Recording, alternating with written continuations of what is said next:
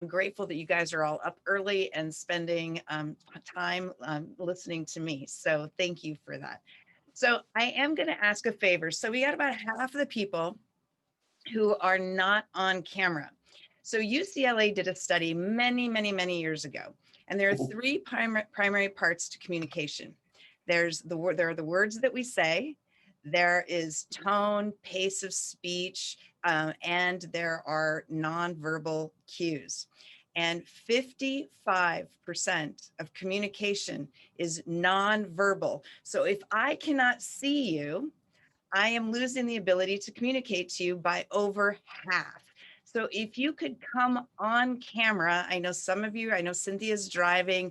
I'm sure somebody's not ready yet, but I would like to ask you to be on camera so that I can see how what I'm talking about resonates with you, because I get my cues from you guys as you're listening to me. So for those of you who are on camera, I'm going to ask a couple questions. If you could raise your hands, that'd be great. If you're not on camera and you can type in the chat, please do that. So let me ask, who here owns their own company? Who owns their own business? All right, so we have a few business owners. Who here works for somebody else? Okay, there are a few. Who here is essentially considers themselves an entrepreneur within their company if they're an employee? Okay, so I would usually think of real estate agents and financial planners in that group. Who here has a partner or children or somebody who's a significant other that they have surrounded themselves with? Okay, so and who here is somebody's child? Who here is somebody's child? Who has a mom and a dad? Yeah. Every single one of you should have your hand up. So what that tells me is that every single one of you are negotiators. And every single one of you used to be amazing at it. Because if you have seen a 7-year-old negotiate, you know that you used to be a really good negotiator too. But over time, we hear this word that's really a full stop sentence, and it's a little word, and it's called no. And we hear that word, and as we get older, the more we hear that word, the less we are comfortable asking fully for what we want in our negotiations. And negotiation is something that happens every single day. Negotiation is about relationship. And we especially in business, we kind of put ourselves into a box, and we get into contracts, and we want these we get into a relationship, we have expectations, and we have these contracts, and they may play out the way that we want to, and they may not. But a lot of times, especially when I'm working with small businesses, they'll say to me, but I have a contract, I can't do anything about it. Well, what I'm here to talk about is what makes a good negotiation. And there are three primary components to that. But before I dive into that, I'd like to share a little bit of my story, if that's okay. So is that okay if I share a little bit of my story? Yeah. Absolutely. So I was born and raised in north central Montana in a tiny town of 550 people. I grew up knowing the price of cattle. I listened to the farm report in the morning. I was up at 4 a.m. I milked cows. I mean, I did the thing. I was a bonanza girl. So I rang the dinner bell for the cowboys to come in from the bunkhouse for dinner. That my mom had been cooking all day, and my dad was a ranch foreman. Get on a horse and just ride. And I loved it. The freedom of that was amazing. And I had a really successful high school career. I was a beauty queen. I was an honor student. I was able to be a foreign exchange student. And I was even voted most likely to succeed in my class of 20 people, which was the same number of people that I started kindergarten with. But when I was 19 years old, that kind of came crashing to a halt. And I found out that I was pregnant. I wasn't married. I lost my job. I lost my house. I was evicted. I was living in a trailer at the time, but I got kicked out of that too. And I started living in the back of my 1972 Chrysler Newport with my black cat, Athena. I had my oldest daughter, and I met a guy who was a nice guy to start with, but ended up not being a nice guy. Had two more kids and had three kids at the age of 22. I wasn't allowed to work.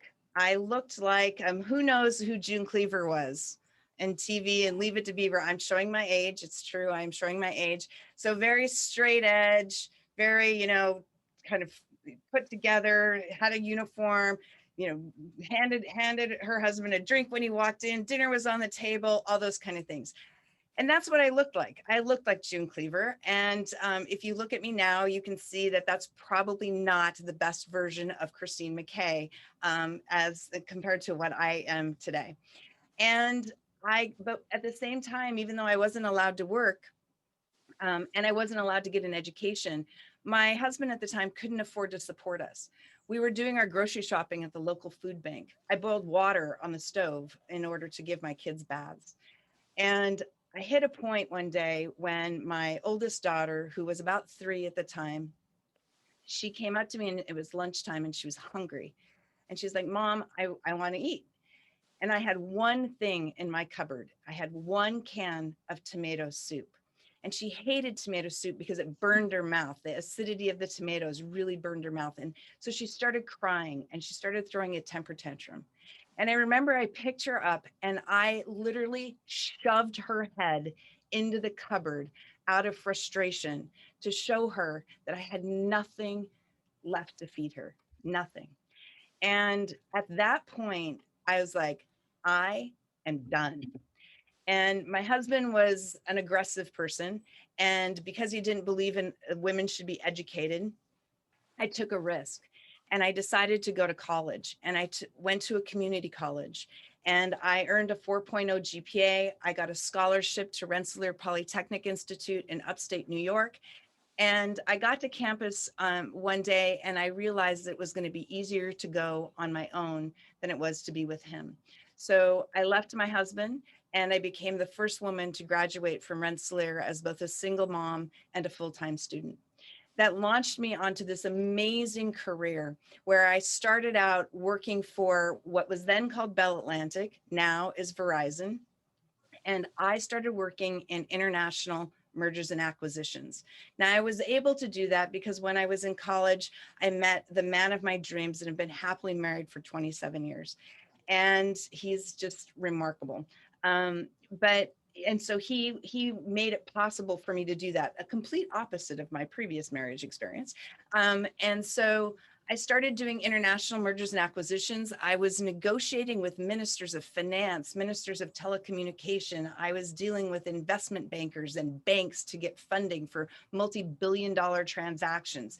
It was incredible, but I knew that I needed to advance my career. I believed that I needed an MBA. So there was only one university that everyone in the world has heard of, no matter where you go. The remotest of villages, somebody has heard of Harvard University. So the day that I walked across stage with my 3 daughters in front of me, because Harvard has a tradition that if you have kids, they get to walk in stage in front of you.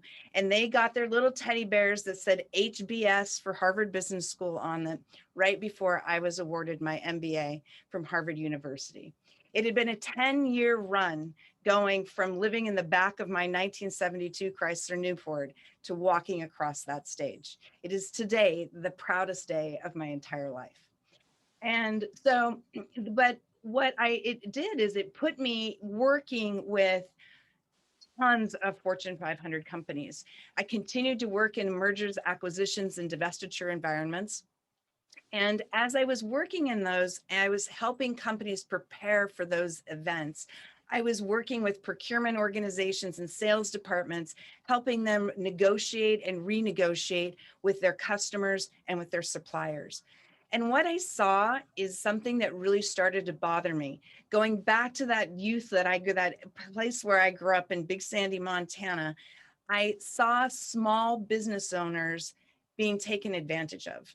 I saw how those big companies, they gouged prices, they demanded too much. And I saw even more how smaller companies weren't willing to stand up and ask for more of what they wanted because they were afraid of hearing that little word, that full stop sentence of no.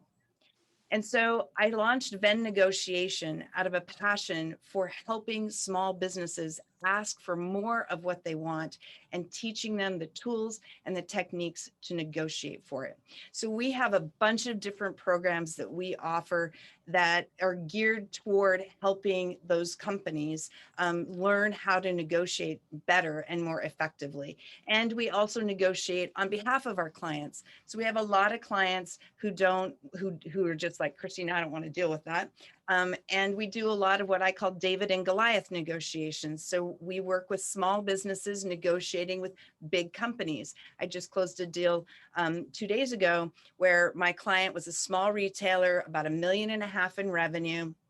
And they were negotiating with a company, a landlord that's a $12 billion market cap company.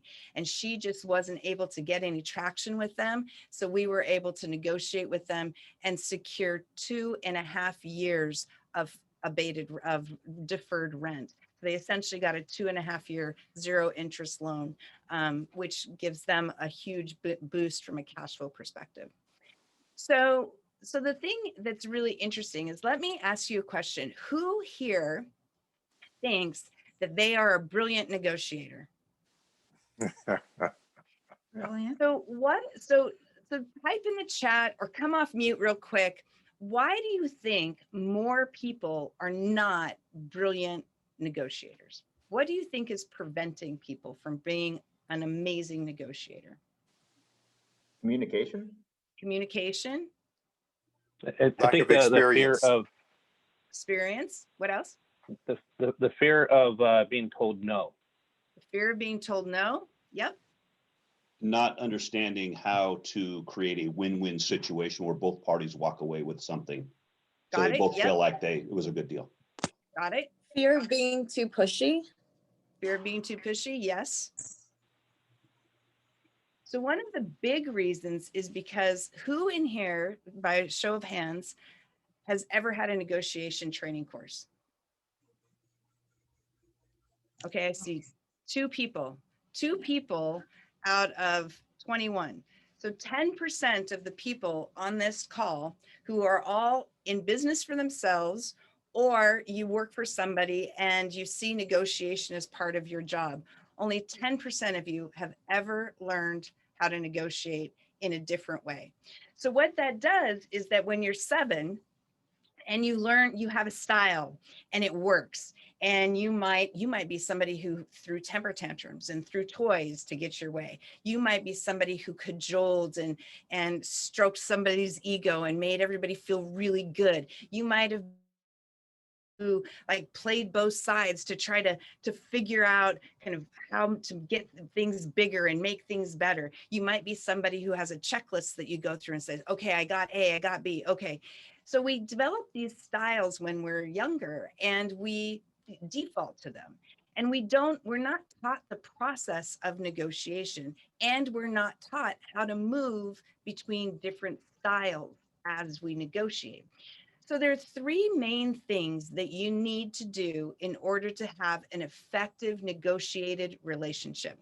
So the first thing is you have to know what you want. Now that seems simple, right? You know what you want. Who thinks that seems simple when you go into a negotiation? All right. Yeah. So Kathy's shaking her head no. Michael's yes. But most people think that they know what they want. So I bought 2 cars for the price of 1, plus $5,000. So we'll get to the $5,000 in a minute.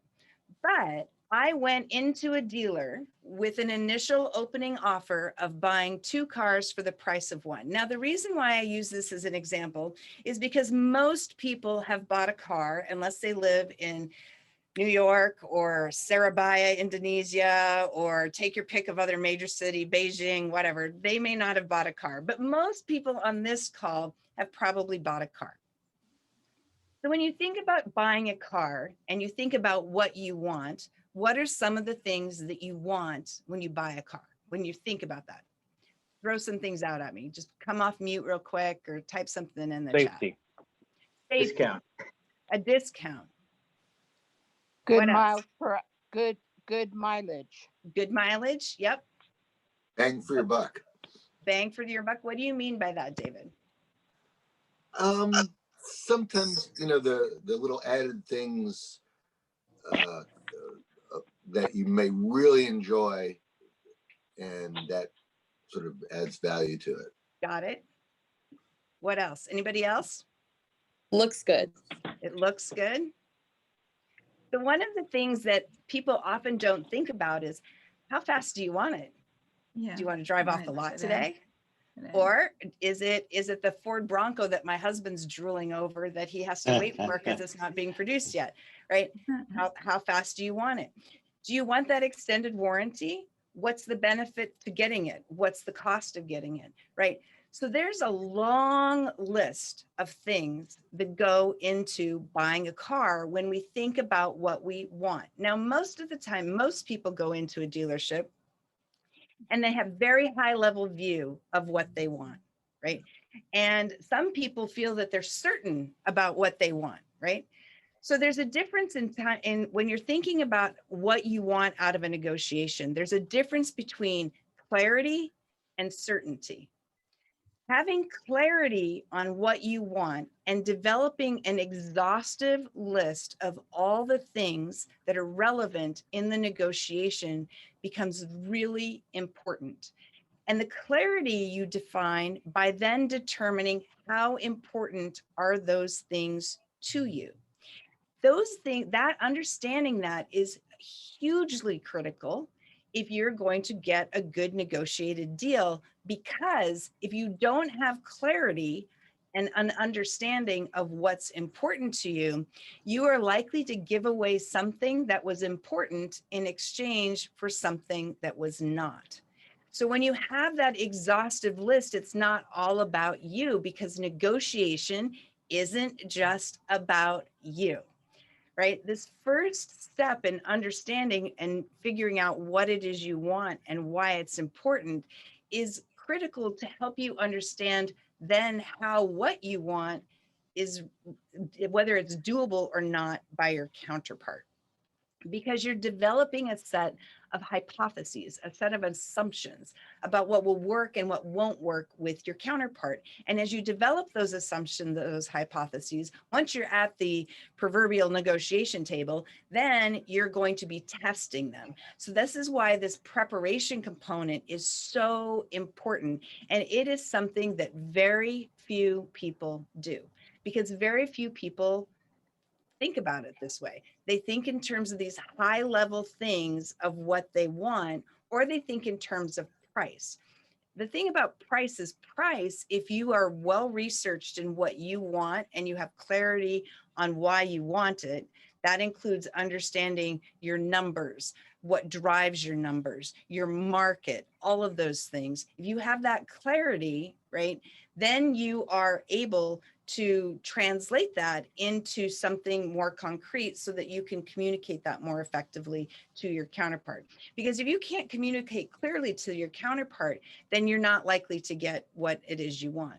Now, the thing is that defining what you want, there's one huge thing that gets in the way. Can anyone kind of guess what that one thing is that gets in your way as you're defining what you want? Fear. Fear. Yep. You. The biggest part of what's that? Confusion. Confusion. So everything that you're saying is about what I say is that the most challenging part of every negotiation is the negotiation that happens between our ears. Right? We negotiate with ourselves before we even encounter our counterpart.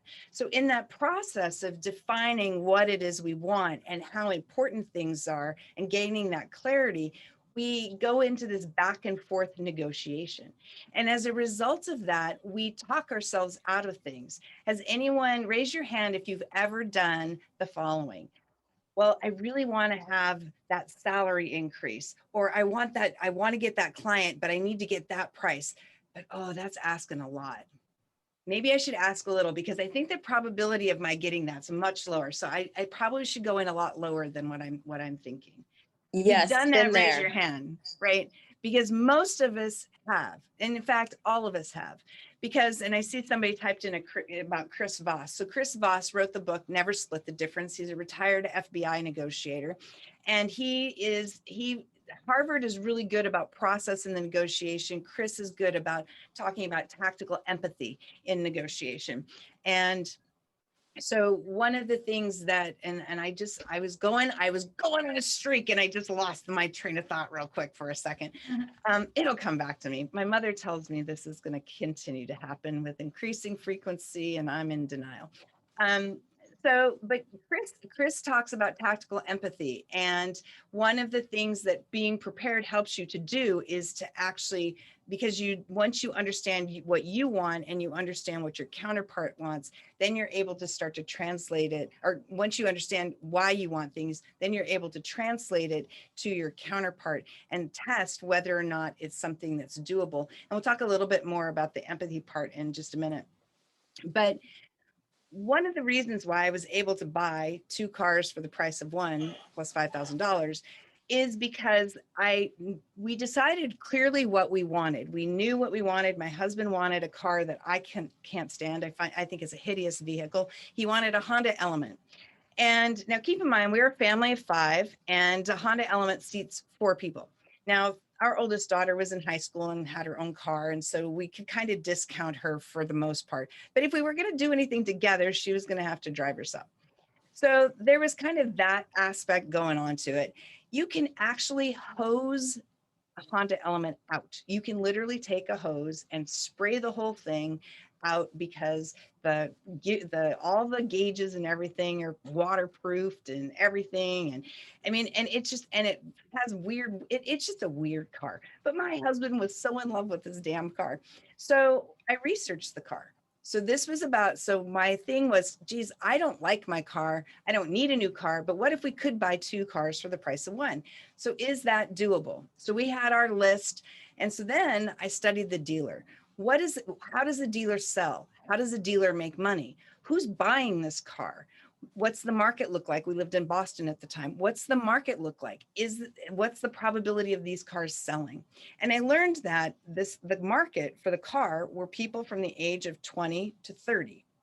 Now, if I'm 21 and I'm just starting drinking, I'm pretty okay with a car that I can hose out, right? Right? So that's a potential plus, but I didn't really care about that part. But we were outdoorsy, so we liked camping. So that was a big thing. But we drive manual transmissions. So who in here drives a manual transmission? Used to. All right. The hills of San Francisco. Right.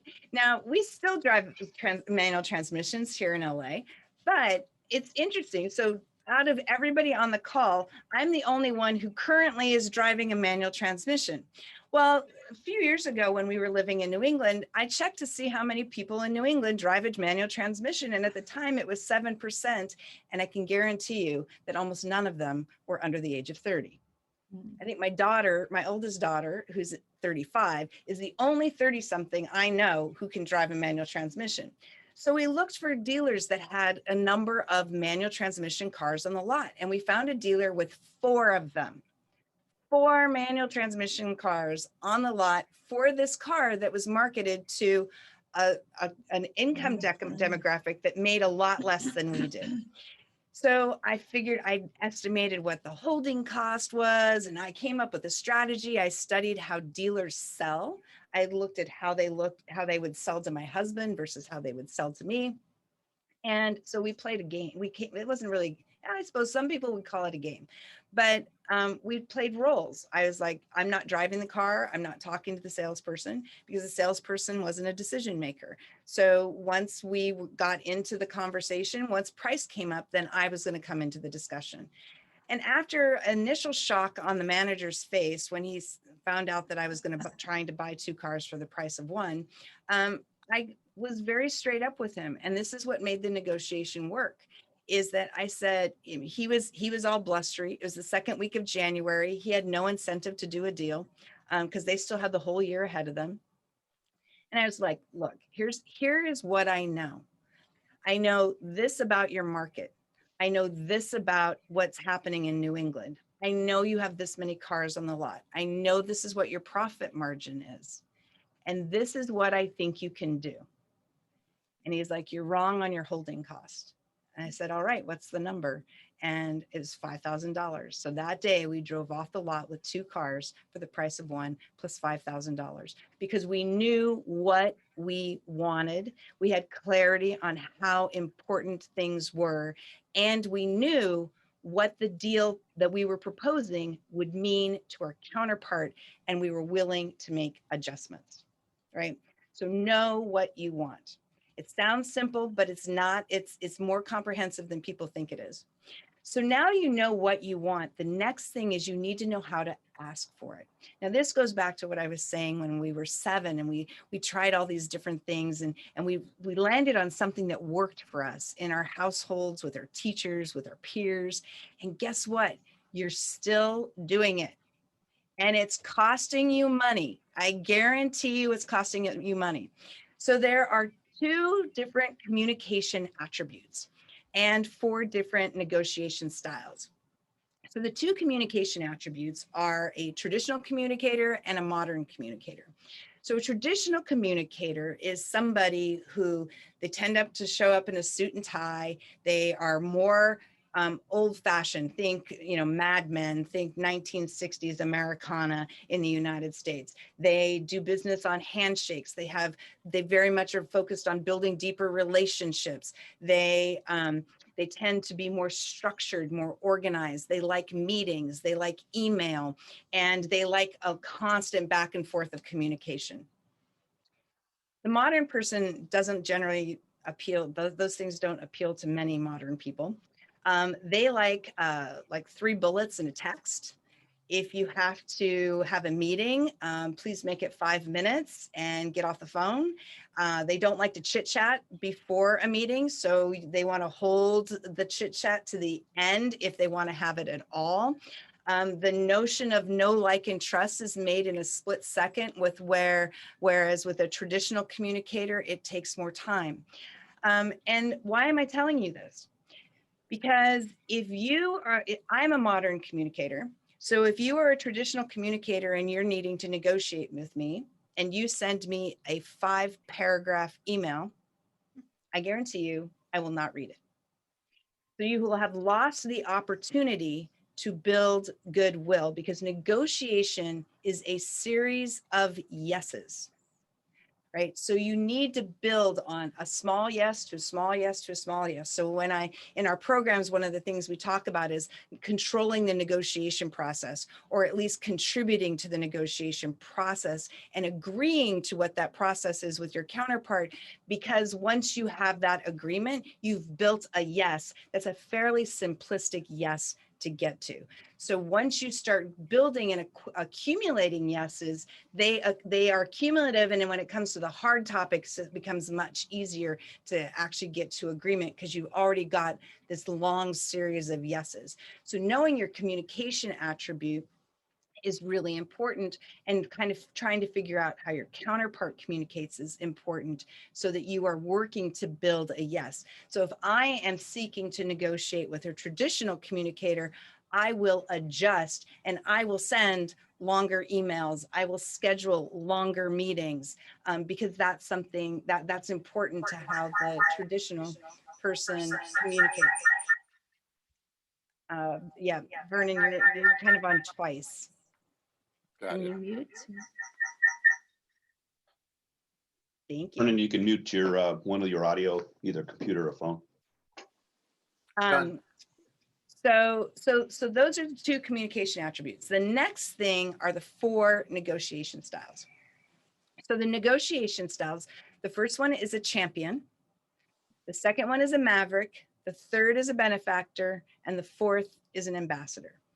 So some of these, as I describe them, is going to sound like I'm picking on some of them, and that's a fair assessment and an accurate one, because I'm going to tell you about the styles and how they work in terms of negotiation. And there's a difference between haggling and negotiating. Haggling is going in and demanding a discount for something, or you're at a flea market and you're trying to buy something and you're exchanging one thing for one price, and you can take a position and haggle for that. And in the United States, a lot of people haggle. and they don't negotiate. And so one of the things that I'm really hoping to do is start to help to change that in the market, that we look to negotiate from a relationship driven perspective versus haggling all the time. So the first one is a champion. Now, that sounds great, but the champion is a champion for him or herself and him or herself only. In fact, they see negotiation as a battle, and they go into it fully armored and fully armed, and they seek to annihilate you. Many of us know who these are. We know, I see lots of nodding of heads. We know this type of negotiator, and they brag about their negotiation, right? They brag about, oh, I got this great deal. I knocked them down on price. I had somebody tell me one day, he's like, oh, I'm such a great negotiator. I love negotiating. My buddies and I went to pizza the other night, and we got a 20% discount on that pizza. And I'm like, all right, you are a champion. Champions are losing money left over, hand over fist, left, right, everywhere. I was doing an interview. I'm in the middle of launching a podcast, and I had my first podcast interview yesterday, and I was talking to somebody who owns over 100 franchises. And I asked him, we were talking about how he negotiates with his franchisees. And the most important thing to him is kind of that person's attitude, their fit, and how teachable they are. And he sees that in the negotiation, and he will not do business with a champion. Period. End of discussion. He will get up and walk away because they tend to be a bully. And if you are a champion, and if you text negotiate to 26786, you can learn your default negotiation style. So these champions, they can get really aggressive. They can be very demeaning, and they just can be bullies. And I was talking to a 76-year-old guy the other week, and he's like, my wife hates when I negotiate because I am this champion and I don't want to keep doing it. I just don't know how to do it any differently.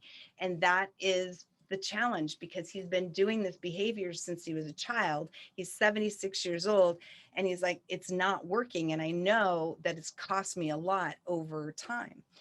So that's the champion. The second one is a maverick. A maverick is my checklist. They have 10 items on a list, however many. They go through, they get one, Yahoo, they get two, Yahoo, they get 8 out of 10, and they go, yeah, I got an 80% on my negotiation. I got 80% of what I wanted. But what they don't realize is the two things that they didn't get may have created more value for them than all the 8 things that they did get, because the maverick hasn't gone through and established that prioritization. They haven't developed clarity on why they want something. So they tend to negotiate from a single position. And when you negotiate from a position, then you lose the ability to create additional value. You lose the ability to kind of read between the lines of where's value sit in between numbers 2 and 3, and is there something about connecting them that makes the pie bigger? There's a study out of the University of Copenhagen that shows that in negotiation, when you're negotiating a pie that's 100%, the actual available value is 142%. But people don't pay attention to all that stuff on the outside because they get focused just on what's in front of them. So you've got a champion and you've got a maverick. Champions and mavericks are good when you are in a positional situation and you are negotiating for one specific thing and you don't care about a long-term relationship. About 10% of negotiators are champions and about 55% are mavericks, especially in the United States. The third style is a benefactor. Now, it sounds like a nice style, but it's actually considered to be one of the most detrimental styles, even more so than the champion, because the benefactor hates negotiating. They think of negotiation as confrontational, and they like to avoid confrontation at all costs. And so they are very conflict avoidant as a general rule. And so the challenge with the benefactor is that because they're trying to avoid conflict, even though the most important thing to them is relationship, They think that if they agree to things in the heat of the negotiation, that they're preserving the relationship. But oftentimes they're not able to deliver on what they've agreed to. So while the relationship may be preserved in the short term, in the long term, the relationship gets hurt because they have agreed to do something that they actually can't do. And so that's one of the huge challenges with the benefactor. But a benefactor is very good if you have a relationship that is completely fractured, completely and utterly fractured, and you need to figure out how to get the other party to acquiesce. The benefactor is really good at kind of massaging the relationship to at least start to rebuild and that fracture and fix that. The fourth category, the fourth style, is an ambassador, and an ambassador is all about collaborative, cooperative problem solving. So they can be real pains in the neck for all the other styles because they take too long. They like to make everything complicated because it's more fun to negotiate a complicated thing than it is to negotiate a simple thing. And because the ambassador is always trying to find ways of creating more value, they tend to look at disparate ideas and pull things together to find, and they're looking for that 42%, where the other three styles aren't paying attention to it at all. The ambassador can focus too much on finding that 42% and miss other things. And when they have somebody who's really aggressive, like a champion, they too can sometimes become conflict avoidant and have to be careful with that. There are pluses and minuses to every one of these styles. But the thing is that you actually do know how to use and have used all of these styles throughout your entire life. But when we're negotiating and we get it into our head that we are in a negotiation, we then just fall back to this default one without ever having thought about, oh, what if I needed to be more of a benefactor in this situation? Or what if there's more value to be gained by being an ambassador in this situation? So one of the things that I'm really passionate about teaching is we have one of our programs, we actually have people practice going back and forth. So you start to practice that and feel how that's different so that you get out of the habit of just being the one style all the time. So your style then becomes a strategy and not just something that you just do out of habit. So now you know what to ask, you know how to ask, and then the third part is making sure you get it. And making sure you get it comes down to contracts.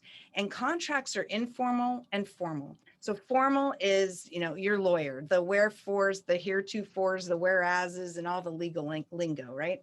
And an informal, it could be in an email that you've said you're agreeing to do something, or it could be that you've written it on an envelope or the back of it or on a napkin.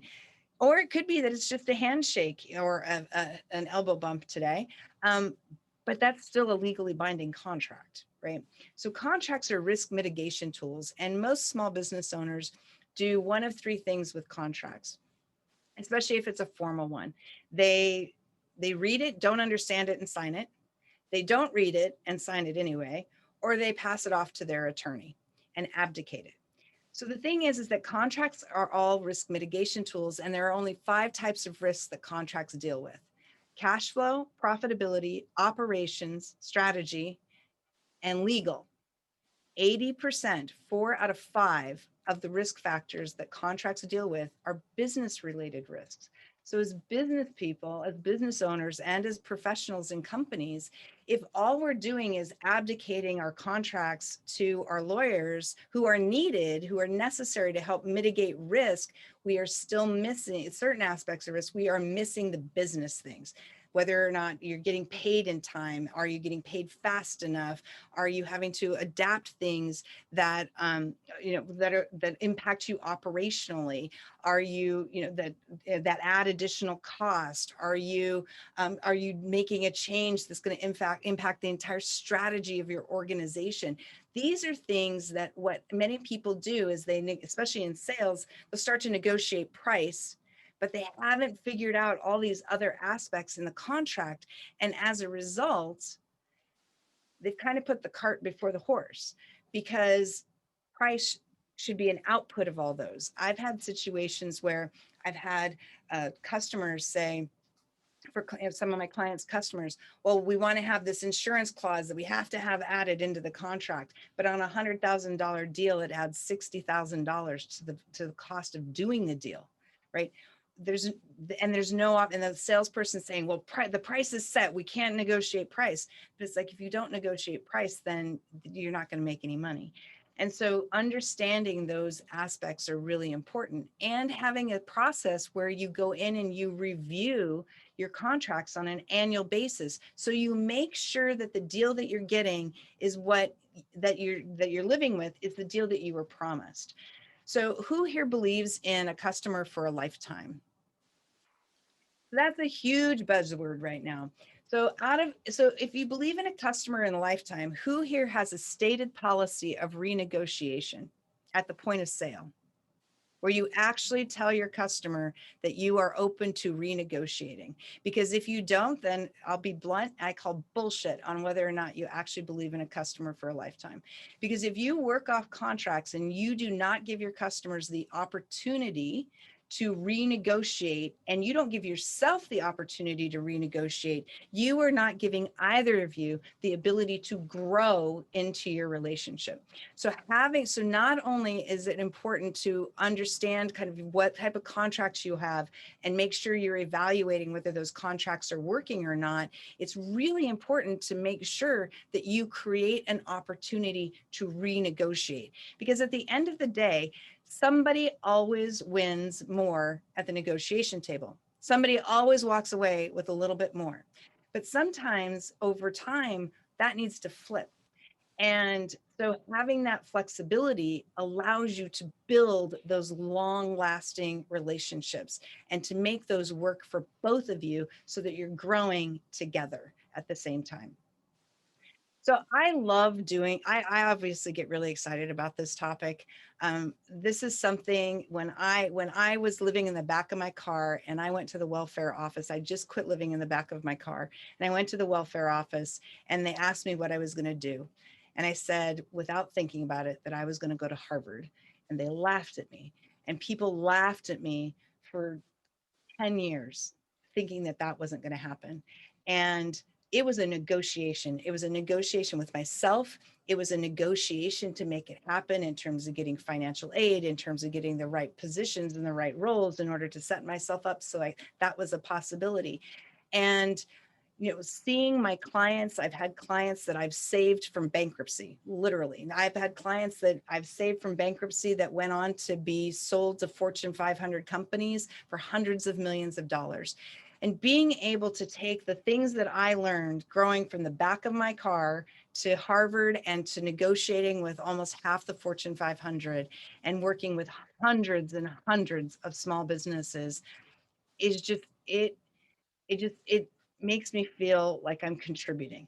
And I just am passionate about making sure that small businesses and entrepreneurs, whether you're working in a company as an entrepreneur or whether you have your own business, that you are set up for success, and negotiation will help you get there. So I hope this has helped to negotiate, to empower the negotiator in you. And I would love to answer any questions that anyone has. And thank you for having me, and thank you for staying with me. Christine, you said there's a text that we could send out that Yes. That will tell us what type of negotiator we are? Yes, let me type that.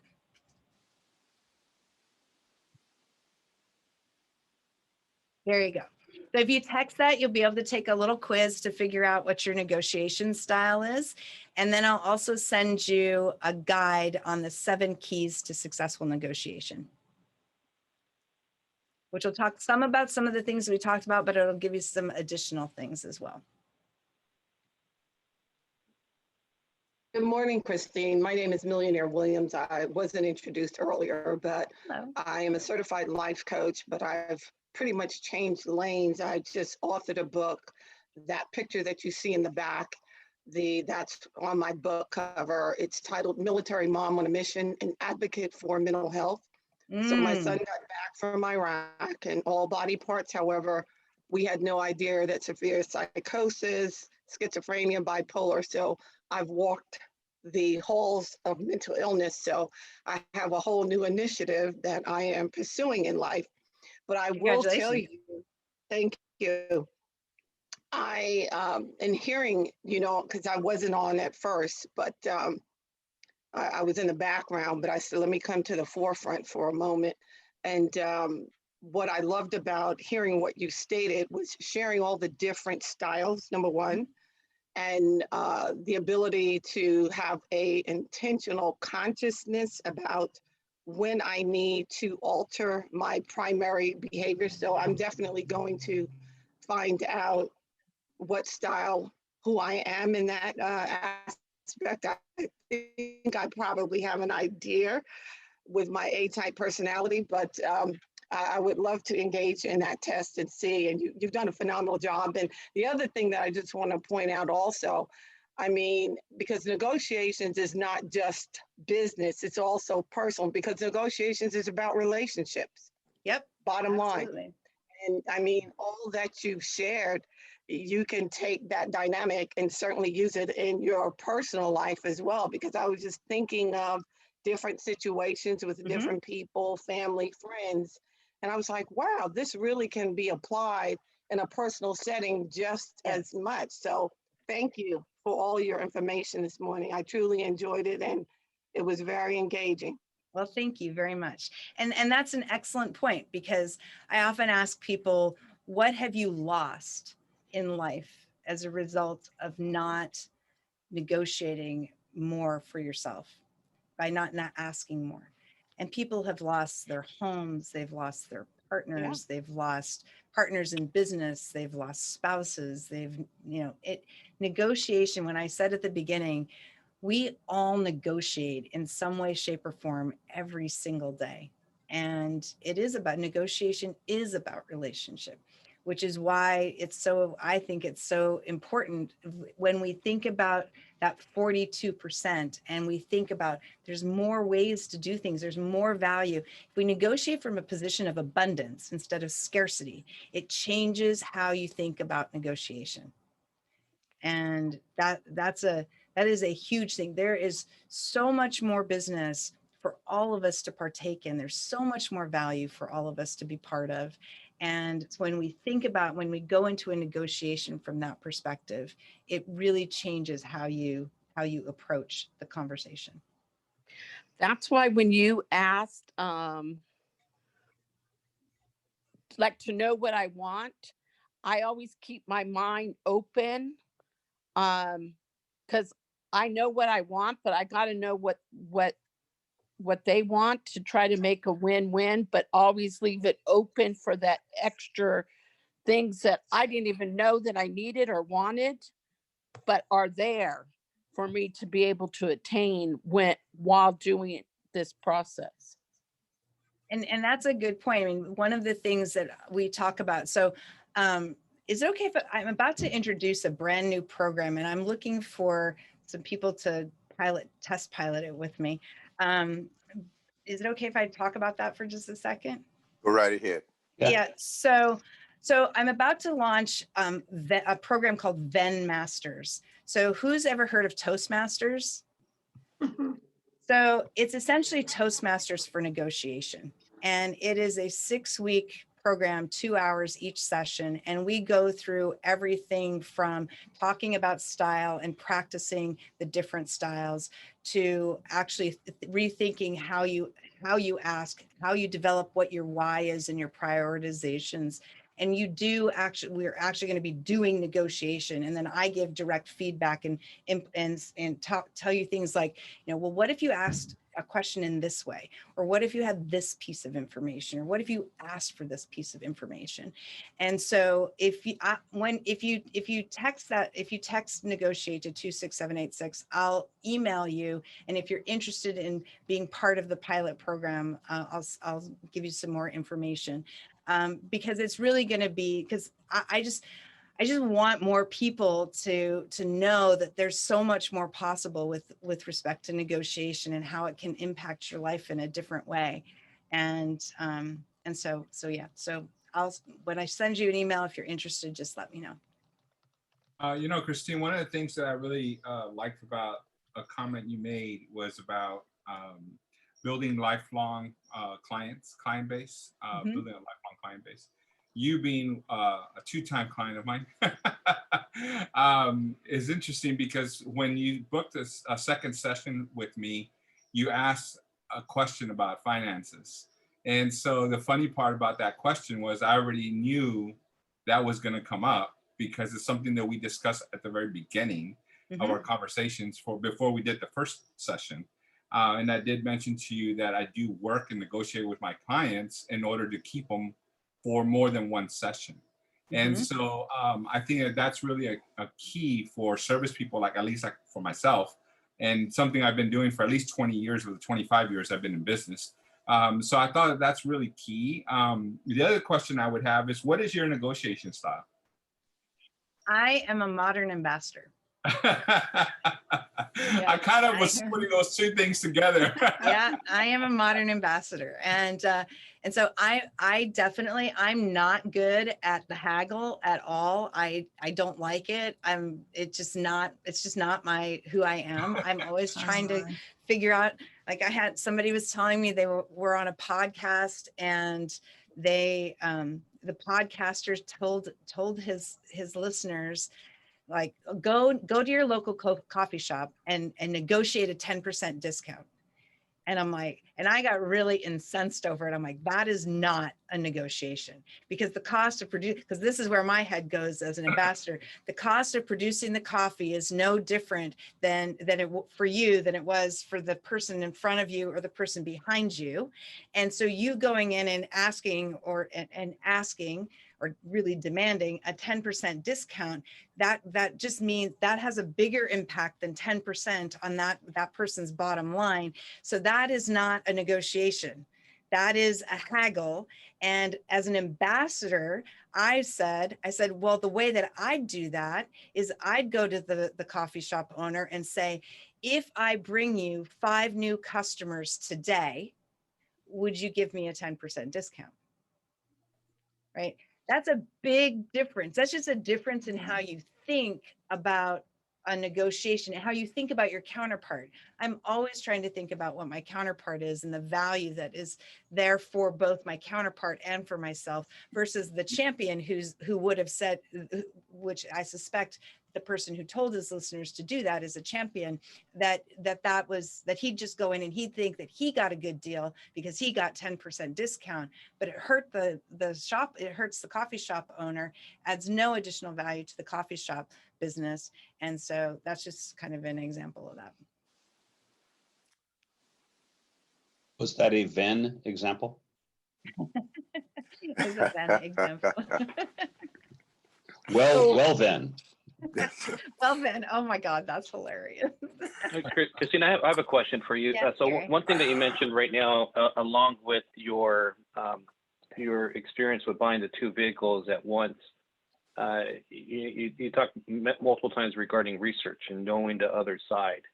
And so when you are entering a negotiation, how much research should you be doing, or what are some things or areas that you recommend that we look at to find information that we need to put ourselves in a better position to negotiate? So it depends. And Brett, I saw you raise your hand, so I'll get over to you. So it depends. So kind of, I worked in consulting for a long time, so it depends is a common answer. But it depends on what you're trying to do. So there's kind of 2 aspects to research. So one is researching yourself, and I can give you a long list of clients who think they knew what they knew about themselves, that they didn't know anything. And so they didn't research enough about themselves. Companies that spent millions and millions of dollars on software, as an example, that thought they needed to have so much of it, and then they only needed like a third of it. And so one piece is researching yourself. That's why I talk about how you've got to know your numbers.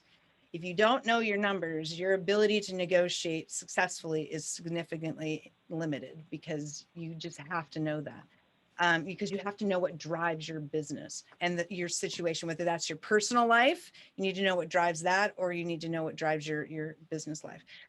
In terms of researching your counterpart, It depends on the situation, and it depends on how much of information is available. So the client I was telling you about with who we did this, we're negotiating with this $12 billion market cap, right? It's a publicly traded company. I can find out a lot of information. Their executive team speaks. I can read what they write. They release press releases. I can read their press releases. I can get a sense of their strategy. I know that they're suing certain clients for like $150,000, so I can find out a wealth of information. On the flip side, I had one client, also a real estate client, where their landlord owned only one shopping center, and it was a small shopping center. And so my ability to find information on them was more limited. But I always looked at LinkedIn. I always look at Facebook. I always do a search for the person to see if they've ever been quoted someplace, or that if they've ever do speaking. I look at, so in the small company situation, they were in a smaller market outside of Denver. But so went to LoopNet. I looked at all what's going on in that market. What's, how much what are vacancies look like? If in the case of the big company, I looked at what their portfolio was across Central Florida, because my client was in Jacksonville. I looked at what their vacancies were on every one of their properties. I looked and made a spreadsheet that showed me the mix of what their tenants were in those properties. Who was big box, who was retail, who were doctors, who were, what were they doing, so that I could get a sense of kind of what that world looked like. Now, that sounds like a lot, but in reality, it's not. Once you figure out where to find the information, it's actually not that hard to find it. And it doesn't take as much time, because when I'm getting into the negotiation, what I'm trying to do is establish a hypothesis of what is doable or not. When I'm engaged with my counterpart, then I'm testing my hypothesis. And then if they tell me something, I'm going to go and do the research to test it, to make sure they're not lying to me. And so like the client in Jacksonville, their landlord was trying to play a game with me. And when I got on the phone, I said, look, I've looked at your 14 properties across Central Florida. This is the mix of this. This is the vacancy here. This particular, complex has the largest vacancy rate. It's going up, blah, blah, blah, blah, blah, blah, blah. And he was like, yeah, okay. Yeah, we're actually trying to rework, we're trying to remodel, we're kicking out kicking out tenants. So that gave me a lot of information, but that's why that research is important. And so, and if you're negotiating with a supplier, and make sure you understand what your supplier's costs are. What are the cost drivers of your supplier? Like if you buy barbecues, you better understand what the history is of the price of steel, because I guarantee you that supplier is going to come to you and say, steel prices are going up, I need to raise my prices. And if you don't know what's going on with steel prices, then you might not know that the day that you signed your contract to today, steel prices have gone down, but there's now a slight hockey stick happening, and they're trying to take advantage of the hockey stick. So that's why that research is so important and so valuable. Did that answer your question, Gary? That's great. That's more than answered it. That's great. Okay. Brent? Yes. Can you hear me? Yes. Okay, thanks. Good morning, everyone. Sorry I didn't engage in the morning introduction. I was trying to get my morning workout in so I can work off my COVID-19 pounds. And so quick introduction, Brent Stokes, member of the club since 2001, currently vice chair of the board of governors, and founder and president of VentureLink Capital and Advisory, which is a commercial real estate debt and professional services consulting group. So 2 questions for you. Let me ask both, because the first one's kind of on a short, both of them are actually relatively short. What is your tip, or what are your tips for immediately identifying, beyond the obvious, the traditional versus modern communicator? And has the current environment of almost everything virtual versus so little face-to-face contact, and then prior times, face-to-face contact in a negotiation was great, because that goes back to your opening statement about visual cues. But now you can get visual cues per se on a Zoom call. So my question to you is, the tip on how to determine, some tips on how to immediately determine modern versus traditional, and how has the virtual environment that we are in now impacted in any way or shape or fashion everything that you just described? So let me tackle the second part first. So I have been doing negotiation for almost 30 years now, and I have been doing negotiation virtually for almost 20. So I have traveled in 20 years. I think I've traveled less than 5 times to actually go negotiate with somebody. And the reason for that is that when I'm working with small companies and we're negotiating with big organizations have distributed negotiation teams. So their negotiation teams sit in Ireland, France, Texas, and India, right? So they don't get together, right? They're doing everything virtually. So there hasn't been a huge need. Now, one of the things that's really important with Zoom, and I hope that I've kind of demonstrated it a little bit today, but is we have unfortunately been teaching ourselves to just kind of be visible from here up, and people aren't using their hands anymore. They're not leaning in, and that's actually unfortunate. And I would encourage you, and I was having mic problems earlier, so I didn't do it because I wasn't sure about my mic. But usually when I'm on a Zoom call, if I'm negotiating, I sit way back so that you can see more of my body. I get engaged. I will lean in. I will take a notebook or a thing, and I'll write. I'll do something and do a diagram, because when we're in person, one of the values is it encourages problem solving more effectively, right? And so when you're in person, you might jump up onto the whiteboard with your counterpart and actually solve a problem, go through numbers, do a diagram. But and so on Zoom, because we're two-dimensional, right? It makes that much more challenging. So I would encourage you to practice sitting farther away, get a really good mic, practice sit farther away, and use your hands. Get your body involved in the process.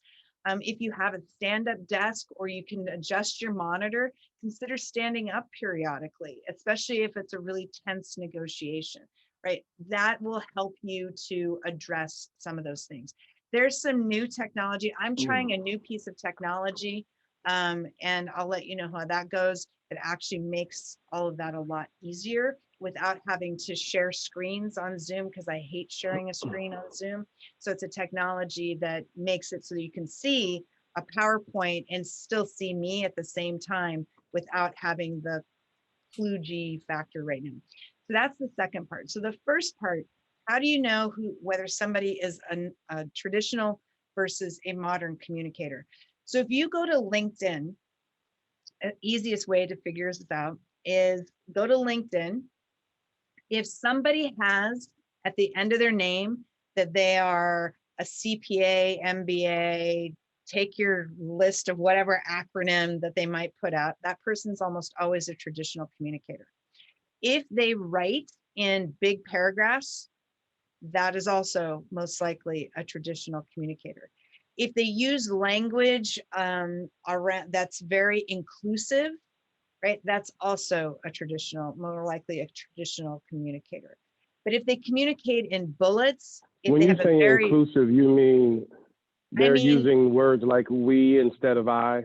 Yeah, exactly. Or they use, and sometimes you have to be careful because not everybody writes their own profile, right? Some people have others write it for you. There's this, there's this really great, so the notion of the traditional communicator and the modern communicator comes from research that was done by a woman named Cherry Tree, and that's CHERI, so it looks like cherry tree. And she wrote this book called Biology, BUYology. And I took her methodology and I made some, made some adjustments to it, but she goes really deep into what she calls bank. And bank is about how people buy, and it's a value-based concept of how people buy things. So it doesn't fit entirely, and why that's, and there are a bunch of reasons why I kind of culled it down into two pieces, but it also talks about some of the things that you can use to understand how people kind of people's style. But when I talk about inclusive, I mean more like nurturing. When somebody has more of a nurturing kind of way of writing on, you know, on their profile, or if you see their Facebook, they love everything. Everything's a heart. If somebody is a modern communicator, they probably they tend to drive faster cars. They tend to be more direct in their communication. They pick a side. They very much pick a side. Nurture the traditional ones are trying to see, they tend not to pick a single side. And so those are some of the things. But really, if you look at LinkedIn, and something as simple as the structure of how they write is really valuable. But Sherry goes into how you can actually tell by what somebody wears, what kind of code in her world, whether they're which of the 4 codes that she uses. And also she has a software package where I can take somebody's LinkedIn profile, dump it into the software, and it will tell me what your code is. And it's pretty cool, actually. It's pretty cool. And then I can communicate, it tells me if I'm communicating to you in a way that resonates with you. Very powerful.